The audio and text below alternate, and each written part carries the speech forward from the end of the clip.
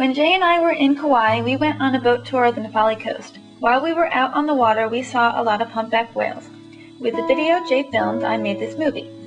First, a little bit about whales. Whales aren't fish, they're mammals, and they breathe air like us. They breathe through a double blowhole on top of their heads. Humpback whales are the 5th largest of the world's whales. Newborns weigh an average of 1.5 tons and can be 10 to 16 feet in length. Adult whales average 43 to 45 feet in length and weigh about 1 ton per foot. The humpback whales in Hawaii are known as Northern Pacific humpbacks. They spend their summers in Alaska or off the coast of Northern California. In the winter, most of these whales travel over 3,500 miles to Hawaii and warmer waters.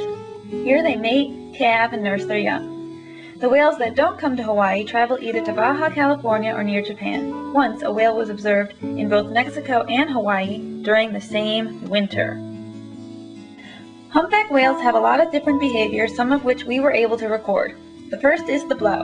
A whale exhales, creating a cloud of water condensation which can be up to 10 feet high and can be seen from very far away.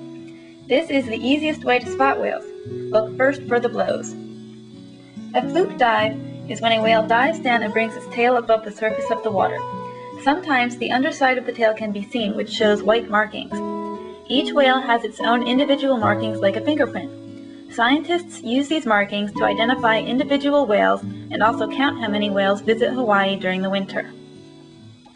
Humpbacks frequently roll on their sides at the surface, slapping their pectoral fins against the water.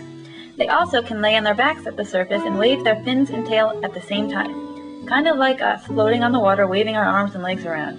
In a spy hop, the whale rises straight up out of the water slowly until its eyes are above the surface.